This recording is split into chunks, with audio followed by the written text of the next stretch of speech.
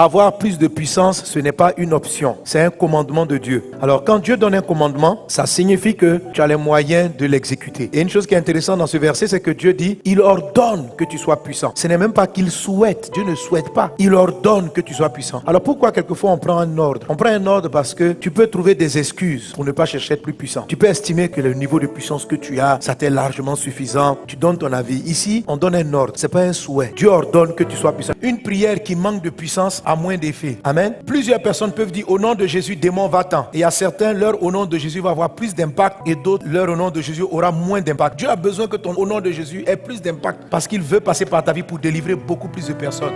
Dans le livre de Matthieu, chapitre 22, verset 29, Jésus leur répondit, vous êtes dans l'erreur parce que vous ne comprenez ni les Écritures, ni la puissance de Dieu. Jésus parlait à un groupe de pharisiens, il leur dit, vous êtes dans l'erreur. Votre affaire ne marche pas parce que vous ne comprenez ni les Écritures, ni la puissance de Dieu. Ce verset présente deux types de formations différentes. La formation relative aux Écritures et la formation relative à la puissance. Il dit à ces personnes-là, vous ne comprenez ni les Écritures, ni la puissance de Dieu. Ça veut dire que tu dois connaître et les Écritures et la puissance de Dieu pour ne pas être dans l'erreur. Autrement dit encore, si tu connais les Écritures sans connaître la puissance, tu vas faire une grave erreur dans ta vie. Encore, si tu connais la puissance sans connaître les Écritures, tu vas encore faire une erreur. Pour réussir, pour ne pas tomber dans l'hérésie, dans l'erreur, il faut combiner les deux. La connaissance et la compréhension des Écritures, la connaissance et la compréhension de la puissance de Dieu. Ce passage encore signifie que celui qui connaît les Écritures ne connaît pas forcément la puissance. Et ça signifie aussi que celui qui connaît la puissance ne maîtrise pas forcément les Écritures.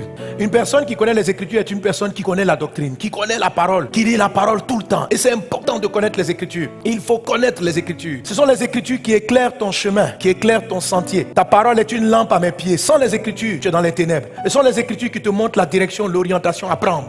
Mais malheureusement, il y a certaines personnes qui pensent que parce qu'elles comprennent les textes, elles seront forcément puissantes. Ce n'est pas vrai. Alors ça forme un ensemble de personnes qui sont bardées de diplômes théologiques mais qui ne sont pas puissants. Ils n'effraient pas les démons. Ils savent qu'au nom de Jésus, les démons sont vaincus. Mais quand ils disent démons va-t'en, les démons les regardent, ils ne partent pas. Ils estiment souvent que le fait de comprendre les Écritures, ça va donner de la puissance. Ce n'est pas vrai. Les deux éléments, la puissance et les Écritures, n'évoluent pas en même temps. Ce n'est pas celui qui connaît les Écritures qui connaît la puissance. Et ce n'est pas que celui qui connaît la puissance connaît systématiquement les Écritures. Il faut les deux à la fois. Il y en a d'autres différemment qui vont aller chercher la puissance. Jeûner, prier, veiller, donc le gars il est puissant. Mais s'il ne connaît pas les Écritures, il va s'égarer. On peut avoir de la puissance et se perdre. Et ça arrive à beaucoup de gens de nos jours qui ont les dons spirituels, les révélations précises, mais qui ne savent pas ce que Dieu dit. Et l'ennemi arrive à les séduire. C'est une erreur de penser que parce que tu es puissant, on ne peut pas te séduire. Satan est venu tenter Jésus dans le désert. Jésus, fils de Dieu, rempli de la puissance du Saint-Esprit, dans le désert, en train de chercher la face de Dieu. Satan lui apparaît. Et en ce moment, ce n'est pas un exercice de puissance, c'est un jeu d'écriture. Car Satan dit, fais ceci car il est écrit.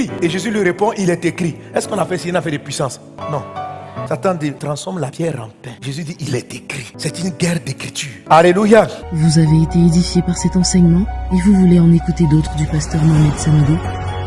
Abonnez-vous à ses pages Facebook, YouTube, Twitter et Instagram. Ou allez sur la page Facebook de Librairie d'Honneur où vous trouverez ses ouvrages et encore plus d'enseignements. Que Dieu vous bénisse.